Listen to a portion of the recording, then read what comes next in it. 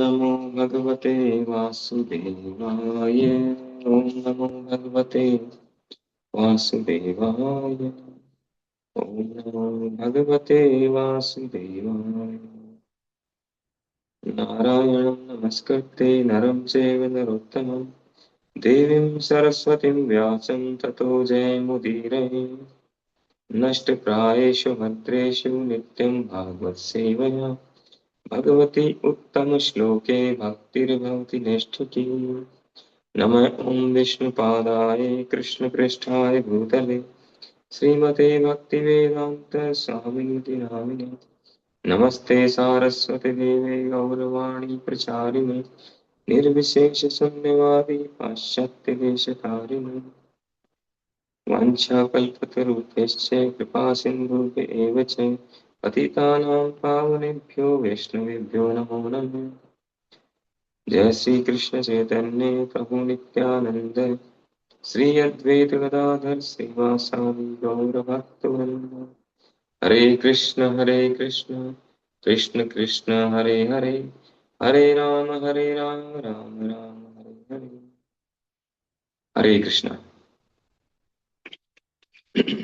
आप सभी भक्तों का हार्दिक स्वागत। श्रीमद् भागवतम स्कंद 1 अध्याय 10। द्वारका के लिए भगवान श्री कृष्ण का प्रस्थान। श्लोक संख्या 17। सीतातपत्रं जग्राहे मुक्तादां विभूषितं रत्नदंडं गुडाकेशे प्रिय प्रियतमस्य है। उस समय महान योद्धा तथा निद्रा को जीतने वाले अर्जुन ने, जो परम प्रिय भगवान का घनिष्ठ मित्र था, एक छाता ले लिया जिसका हत्था रत्नों का था। एक छाता ले लिया जिसका हत्था रत्नों का था और जिसमें मोतियों की झालर लगी थी। तात्पर्य: विलासपूर्ण राजसी उत्सवों में सोना, रत्न, मोती तथा मूल्यवान पत्थरों का प्रयोग होता था। ये सब प्रकृति के उपहार हैं और भगवान के आदेश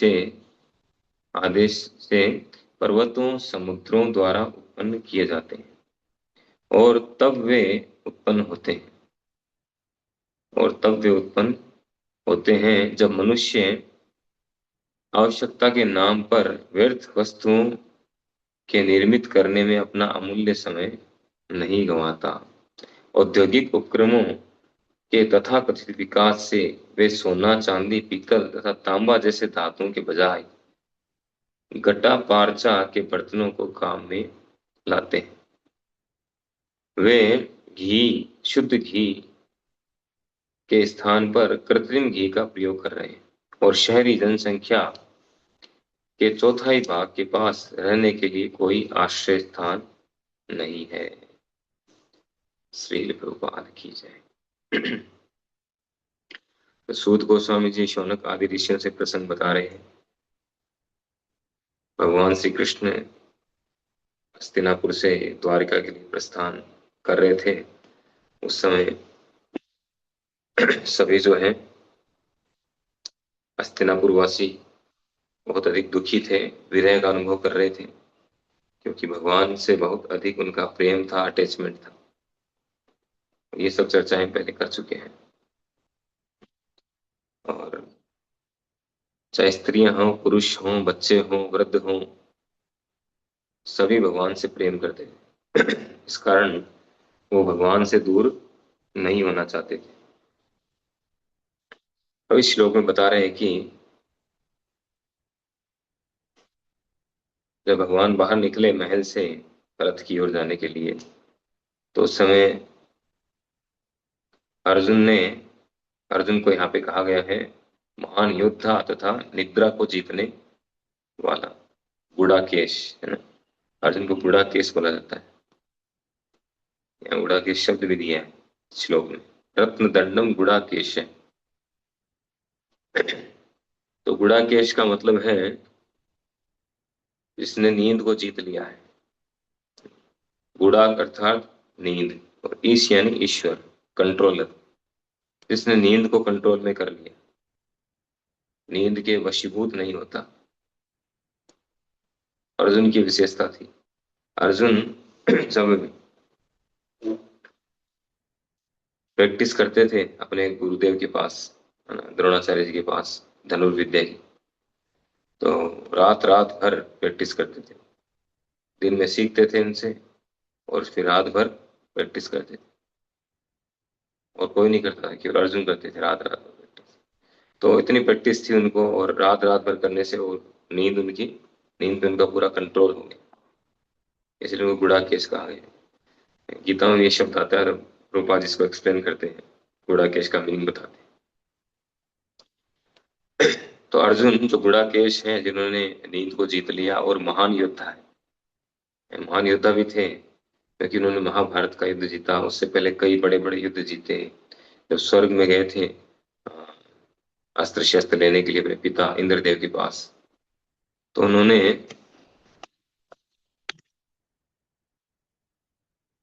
इंद्रदेव से इंद्रदेव के पास गए, तो उनकी एक समस्या थी इंद्रदेव की, सारे देवताओं की। वहां निवात कवच नाम से असुर थे, ग्रुप है, बहुत बड़ा ग्रुप था, उसको निवात कवच बोलते थे। तो वो देवताओं को बहुत परेशान करते थे। अलग प्लेनेट था उनका, लेकिन एक प्लेनेट था जिस प्लेनेट पे देवताओं को श्राप था जाने का। देवता लोग वहां नहीं जा सकते थे, अगर वो जाएंगे तो खत्म हो जाएंगे, भस्म हो जाएंगे, ऐसा श्राप था देवताओं को। कोई देवता वहां नहीं जा सकता। और निवात कवच ने इसका फायदा उठाया। वो क्या करते थे, देवताओं के साथ आकर के उन ललकारते, उनसे युद्ध करते, और ऐसा लगता है हारने वाले हैं, जाकर वहां छुप जाते उस प्लेनेट में। और वहां देवता जा नहीं सकते। जैसा रामायण में आता है, वो एक पर्वत था जहाँ बाली नहीं जा सकता था, सुग्रीव वहां छुप करके रहते थे। बाली को श्राप था वहां जाने के लिए, टच करते ही भस्म हो जाएगी। तो इसी तरह से जो निवात कवच जो है, उन्होंने इसका फायदा उठाया। फिर जब अर्जुन वहां पर गए अस्त्र शस्त्र लाने के लिए उनसे, तो उन्होंने रिक्वेस्ट किया उनसे, अर्जुन से, कि हमारी एक समस्या है, इसको सोल्व कर सकते हो क्या? क्या क्या है कि आपको निवात कवच को मारना है, आप जा सकते हो वहां, हम लोग नहीं जा सकते। फिर अर्जुन वहां पर जाते हैं, जाकर के युद्ध करके उन सबको फिनिश कर देते हैं। तो ऐसे ऐसे युद्ध है, इंटरनेशनल नहीं, इंटरप्लेनेट इंटरप्लेनेट वाले युद्ध लड़े उन्होंने, दूसरे दूसरे लोकों में जाकर के युद्ध लड़ना। कितने महान योद्धा थे, सोचिए आप। तो इसलिए उनको महान योद्धा और निद्रा को जीतने वाला कहा गया। तो वो ऐसे महान व्यक्ति, ऐसे महान अर्जुन, वो क्या कर रहे थे वहां पर, जब भगवान जा रहे थे, तो उन्होंने एक छाता लिया, छाता लेकर के भगवान के ऊपर छाता किया उन्होंने, कि धूप नहीं लगे। और धूप नहीं भी हो, फिर भी होता है ऐसा, ऐसा करना चाहिए। और सीनियर मोस्ट व्यक्ति हों, सीनियर भक्त हों, तो भी इस तरह से छाता करना चाहिए, धूप हो ऐसा कुछ हो तो। ये अंडरस्टैंडिंग की चीजें हैं, इन सबके लिए कॉमन सेंस है ना, इसके लिए कोई कहने की आवश्यकता नहीं होती। सदाचार, कॉमन सेंस। अर्जुन को किसी ने बोला थोड़ी था कि अब छाता लेके आओ, खुद ही उन्होंने ले लिया। जैसे आज सुबह मैं देख रहा था मंगला आरती के बाद में तुलसी आरती शुरू हो रही थी, है ना। तुलसी आरती जब शुरू हो चुकी, तो अपने मंदिर में कई बहुत सीनियर भक्त हैं, जैसे प्रभुपाद जी के डिसाइपल हैं, प्रभुपाद जी के शिष्य, इस ग्रेस जनरल गुरु। तो जनरल गुरु जो हैं वो पीछे खड़े हैं, वो आगे जाने का प्रयास कर रहे हैं, लेकिन सब आगे आगे खड़े हैं लीडर की तरह। वहां पे तुलसी मारने की आरती शुरू हो गई है ना। और चारों तरफ से खड़े होते हैं, इधर बरामदा जो है बना हुआ, इधर लगे हुए हैं, और इधर सामने यूथ युवा लोग रहते हैं प्राय, आरती गाने वाले, फिर वो आगे वो रूपा जी के सामने तो, और इधर इस साइड में तो सब खड़े हैं आगे। अब पीछे जनरल को प्रयास कर रहे हैं आगे जाने में, वो जगह ही नहीं मिल रही है, तो फिर पीछे खड़े हो गए। ऐसे मैंने कई बार नोट किया, इवन महाराज तक जो है, आप पीछे खड़े रहते हैं, कोई ध्यान नहीं देता है कि पीछे कोई है, कोई सीनियर भक्त है, उनको आगे लेके आए, उनको जगह दे आने की। ये कॉमन सेंस की चीजें हैं। ये कोई बताने हर बात बताने की थोड़ी होती है। फिर दूसरी चीज और मैंने नोट किया, जब तुलसी आरती होने के बाद जल देना था तुलसी महारानी में, तो सब जो है आगे पहले, मैं पहले जाके करूं, मैं पहले जाके करूं, जल डालूं, सब आगे आगे आकर आ गए। जननाथ गुरु जी ने 2 चक्कर लगा लिए, 2 परिक्रमा कर लिया उन्होंने, उनका नंबर नहीं आ रहा। कोई ध्यान नहीं दे रहा उनकी तरफ कि सीनियर भक्त है, उनको पहले करवाना चाहिए, जो जो सीनियर भक्त हैं, उनको पहले करवाना चाहिए, कोई मतलब नहीं। फिर मैंने एक भक्त को बोला, एक बच्चा कर रहा था, मैंने उनको बोला इनको दो पहले, एक भक्त को। फिर उनका पहले हैंड वॉश करवा करके, आसन करा कर फिर उनसे करवाया। ये सब कॉमन सेंस की चीजें हैं, समझना चाहिए। चाहे हम दीप ले जा करके ऑफर करें सबको, चाहे हम जल डालें, चाहे हम भगवान को ऑफर किया हुआ, और चाहे हम तुलसी आरती के दौरान हो, कोई भी तरह की एक्टिविटी हो, ये चीजें तो घरों में फॉलो होती है। मंदिर में तो अब हमें पता चल रहा है, तो घरों में पहले पहले से फॉलो होती है। पहले सबसे पहले जो सीनियर सीनियर होते हैं उनको सबसे पहले ऑफर किया जाता है। सबसे सीनियर और सबसे छोटे बच्चों को।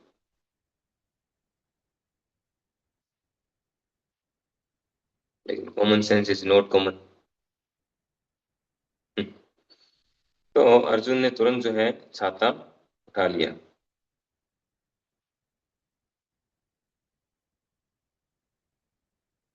और छाता उठा करके, और छाता भी कोई साधारण छाता नहीं था। भगवान के लिए काम लेना तो कोई साधारण चीज थोड़ी होनी चाहिए। कोई सीनियर मोस्ट व्यक्ति है, उनके लिए, उनकी सेवा के लिए कुछ जब करना हो, तो सबसे बेस्ट होना चाहिए।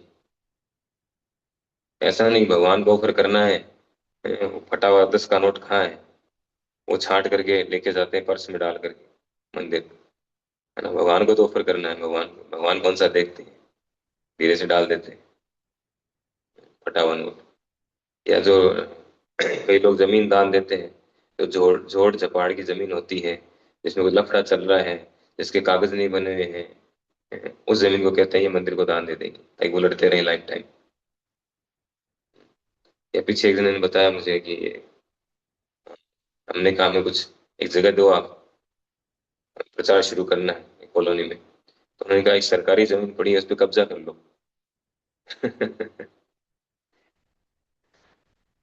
उनके खुद के पास पता नहीं कितनी जमीनें हैं, कितने मकान हैं, और हम तो परमानेंट मांग ही नहीं रहे थे कि आप हमें पूरा दे दो, हमारे नाम कर दो, ट्रांसफर इसको के नाम, ऐसा नहीं कर रहे थे। हमने तो कहा कि आप हमें केवल प्रोग्राम के लिए दे दो, संडे टू संडे। वो नहीं देंगे, खुद के पास इतनी सारी है, सरकारी जमीन उस पर कब्जा कर लो। तो ऐसी सोच है लोगों की, ऐसा डेडिकेशन है भगवान के प्रति, भक्तों के प्रति।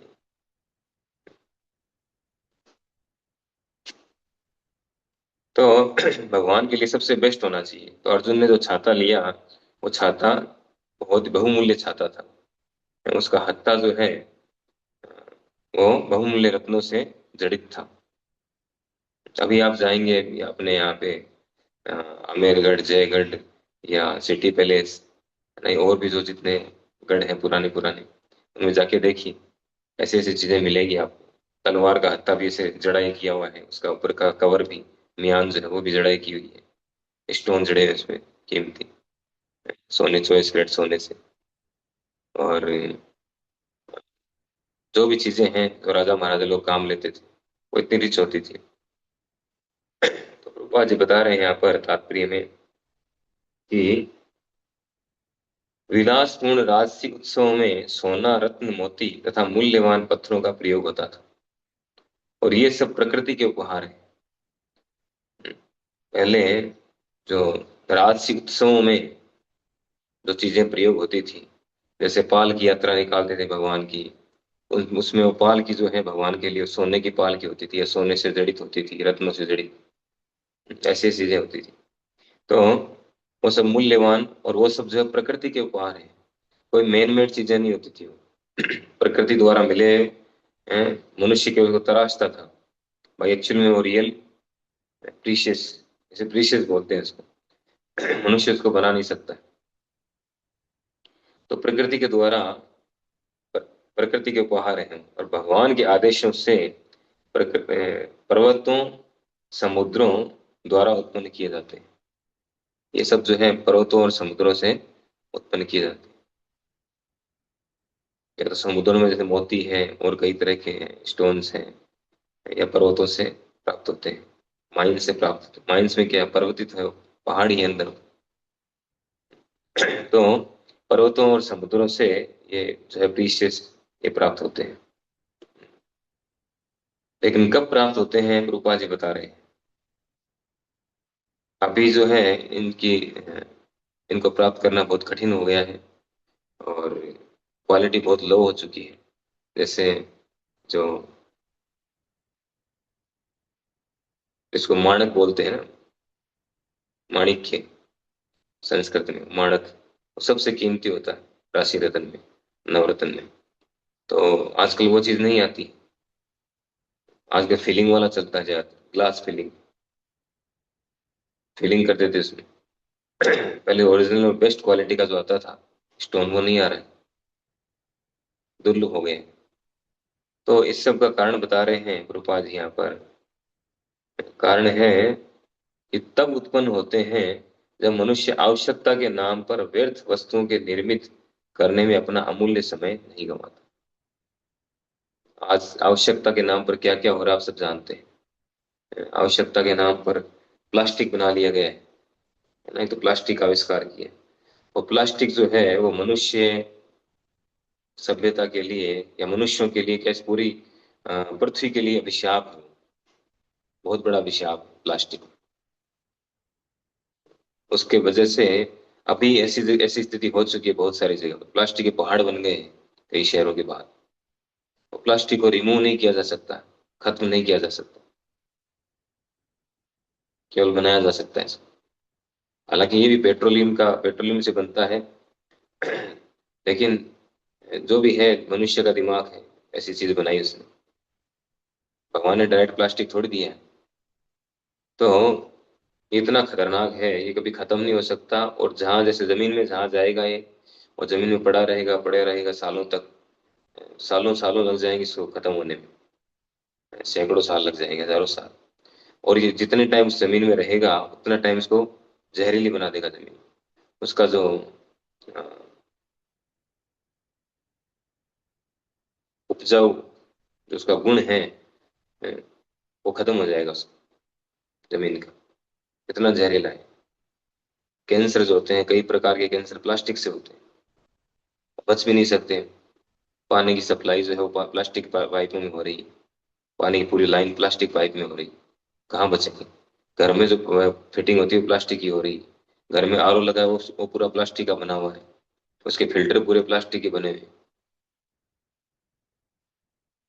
बहुत मुश्किल है बचना। तो पहले जो है, पहले मिट्टी के बर्तन हुआ करते थे, सोने चांदी और पीतल और मिट्टी, ये बर्तन हुआ करते थे। और इन सब बर्तनों में बना करके, कुकिंग करके खाना, कांसी कांसी कांसा, इससे जो है हमारा शरीर स्वस्थ रहता था। कि हमारे शरीर को ये सब धातुएं भी चाहिए। लेकिन किस रूप में चाहिए, हम डायरेक्ट इस धातु को थोड़ी खा सकते हैं। तो उसमें जब कुकिंग होती है, और उसमें जब खाते हैं कांसे की थाली में, तो उसके द्वारा जो है उस धातु का अंश जो है हमारे शरीर में जाता है, जिससे हमें पोषण मिलता है, कई तरह की बीमारियां नहीं होती। ये पूरा साइंटिफिक था ये। अब हम साइंस में कहते हैं, साइंस में बहुत एडवांस कर लिया, एडवांस कर लिया। क्या एडवांस कर लिया? अगर एडवांस कर लिया होता तो बीमारियां इतनी थोड़ी बढ़ती। हॉस्पिटल बढ़ रहे हैं इतने सारे, इसका मतलब हमने एडवांस कर लिया। हथियारों का आविष्कार हो रहा है आवश्यकता के नाम पर। क्या आवश्यकता है? कुछ देश हैं जो केवल हथियार ही बनाते हैं, उनका मेन प्रोजेक्ट हथियार बनाने का है। अब उनको हथियार कैसे बिकेंगे? जब युद्ध होगा पूरे पृथ्वी पर, तब हथियार बिकेंगे। इसलिए वो क्या करते हैं, ऐसी सिचुएशन क्रिएट करते हैं जिससे युद्ध हो और उनके हथियार बिके, उनको मुनाफा मिले। तो ये सब बिना आवश्यकता की चीजें जो हैं, इनको आवश्यकता के नाम पर इनको निर्मित किया जाता है, और फिर पूरे समाज, मनुष्य समाज में जो है कोहराम मचता है। जानबूझकर किया जा रहा है सब कुछ। नहीं तो मनुष्य समाज में शांति रह सकती है, अगर हम नेचुरल तरीके से रहें तो वास्तव में शांति रह सकती है, भगवान के भरोसे, भगवान प्राश्चित होकर के। भोक्तारम यज्ञ तपसाम सर्वलोक महेश्वरम सुहृदम सर्वभूतानाम ज्ञात्वा माम शांति मृच्छति। भगवान गीता में कहते हैं कि सभी के परम भोक्ता जो हैं, सभी यज्ञ तपस्याओं के परम भोक्ता भगवान कहते हैं मैं, यज्ञ तपस्याओं की, और सभी का मालिक मैं। तो भगवान सभी चीजों के मालिक है, हम मालिक नहीं। और भगवान ही सभी का भला चाहने वाले हैं, सुहृद हैं। तो ये तीन चीजें अगर हम हमारे जीवन में नहीं उतार पाते हैं, नहीं उतारेंगे, और प्रैक्टिकली इसको अभ्यास नहीं करेंगे इसका, तब तक हम शांति को प्राप्त नहीं कर सकते। कोई नहीं कर सकता, चाहे हम कितने बड़े बड़े विश्व शांति के संगठन बना लें, कितनी मीटिंगें कर लें, कुछ भी कर लें। रूपा जी ने क्लियर कट कहा है बहुत जगह।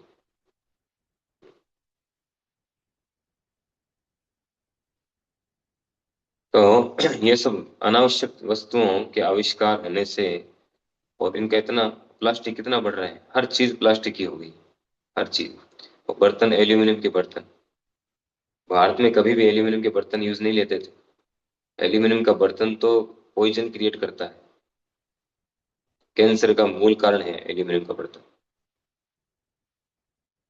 और ये कौन लेके आए? ये अंग्रेज लोग लेके आए। जब भारतीयों को जेल में डालते थे वो, उनको कमजोर करने के लिए, उनको बीमार करने के लिए उन्होंने एल्यूमिनियम के बर्तन का आविष्कार करके उसमें कुकिंग करके देते थे उन कैदियों, भारतीय कैदियों को। उनका प्लान था ये,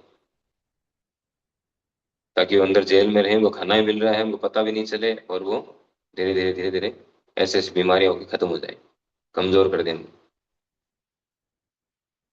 और हम लोग बड़े शौक से एल्यूमिनियम के बर्तन लाते हैं, जो पॉलिश वर्क की होती है, और खतरनाक है, नॉन स्टिक।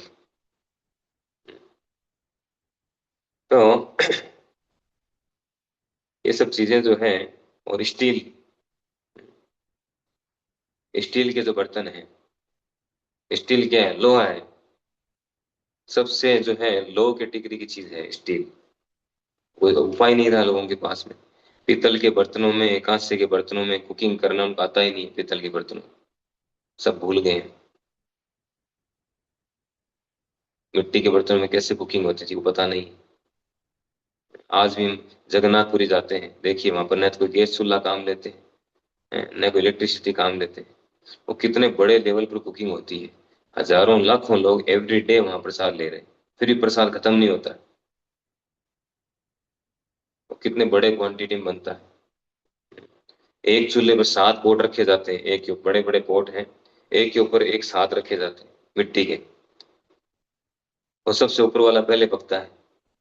इस तरह से ऊपर ऊपर से शुरू होता है पकना, कुकिंग होना, और आंच लग रही नीचे से। और लकड़ी से, पूरा ट्रेडिशनल तरीके से लकड़ी से कुकिंग करते हैं, और मिट्टी के बर्तनों में। और इतना टेस्टी प्रसाद होता है।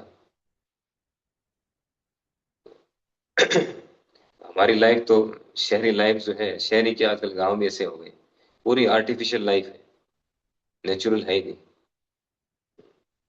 तो इस तरह के जब आविष्कारों की तरफ ज्यादा फोकस करते हैं लोग, और व्यर्थ, आवश्यकता के नाम पर व्यर्थ वस्तुओं का निर्माण किया जाता है। अभी रोबोटिक टाइम आने वाला है, पूरी तरह से रोबोटों का आविष्कार हो रहा है। तो ये सब चीजें जो है, ये पूरे पृथ्वी पर पूरे मनुष्य समाज को खत्म कर देगी, इतनी खतरनाक है। और औद्योगिक उपक्रमों का तथाकथित विकास, बड़ी बड़ी फैक्ट्रियां, मशीनरी, हर चीज की मशीनरी, ये सब जो तथाकथित विकास है, ये वास्तव में विकास नहीं है, विनाश है। विनाश की ओर बढ़ रहे हैं। तो ये सब जो है, इन सब के कारण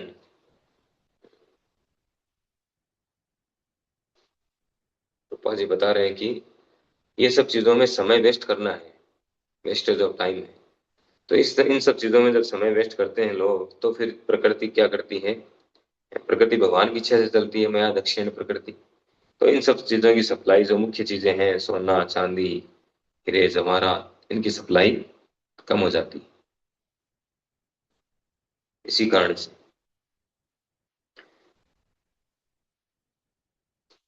नकली घी, पापा जी बता रहे कि अब हालत यह है कि असली घी भी नहीं है, नकली घी, वनस्पति घी, डालडा, ये भी अंग्रेज लोगों ने चलाया था। भारतीय लोगों को पता ही नहीं था डालडा क्या होता है, वनस्पति घी क्या होता है। वो तो सब देसी गाय का घी खाते थे, ज्यादा से ज्यादा भैंस का ले लेंगे, लेकिन कम से कम घी तो था वो।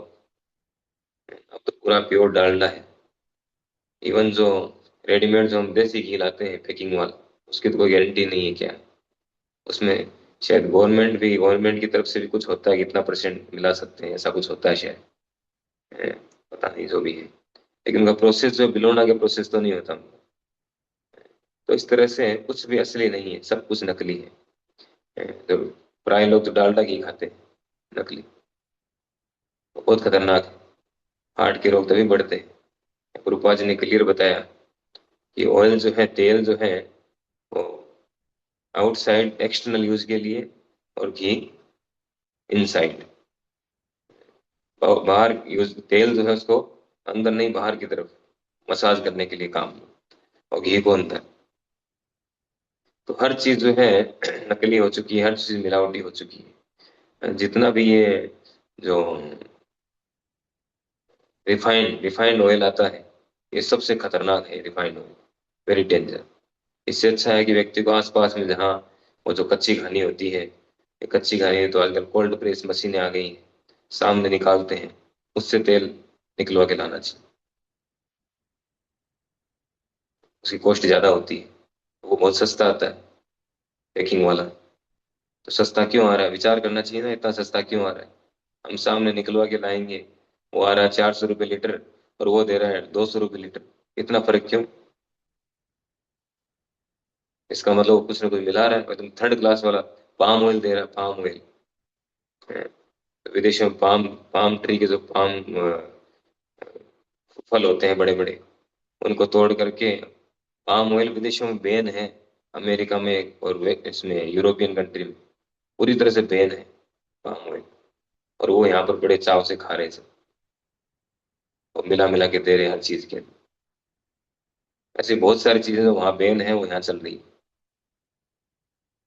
क्योंकि भारत बहुत बड़ा मार्केट है, यहाँ पॉपुलेशन बहुत है, और लोगों को सस्ता चाहिए माल। तो हर चीज जो है मिलावटी है, हर चीज कृत्रिम हो चुकी है। और साथ ही साथ अंत में एक पॉइंट और कह रहे हैं प्रभुपाद जी की, जनसंख्या जो है उसका एक चौथाई भाग जो है, उसके पास रहने के लिए कोई आश्रय नहीं, रहने के लिए जगह नहीं, स्थान नहीं। रोटी कपड़ा मकान, जो मेन बेसिक आवश्यकताएं हैं व्यक्ति की, वो आवश्यकताएं भी लोगों को नहीं मिल रही। ये प्रगति की है, ये प्रोग्रेस हो रही।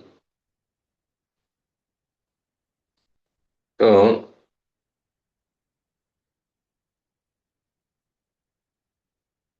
कुल मिलाकर बात यह है, जो प्रभुपाद जी बताना चाह रहे हैं यहाँ पर, कि जब भगवान प्रसन्न होंगे, तभी प्रकृति प्रसन्न होगी, और प्रकृति प्रसन्न होगी तो हमें सारी सुविधाएं ऑटोमेटिक मिलेगी।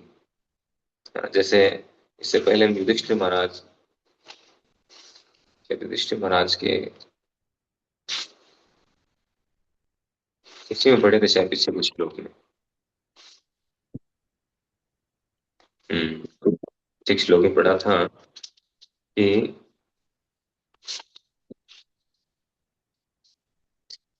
जितना पानी चाहिए सब कुछ सप्लाई ऑटोमेटिक हो रही थी उनके राज्य, है ना। और सब कुछ प्रचुर मात्रा से मिल रहा था, और हल जोतने की आवश्यकता नहीं थी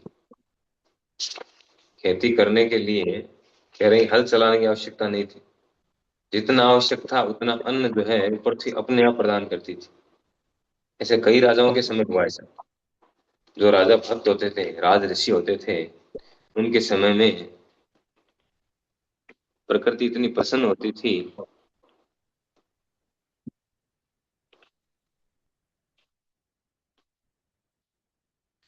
कि सब कुछ अपने आप प्रदान करती थी, स्ट्रगल करना नहीं पड़ता था लोगों को।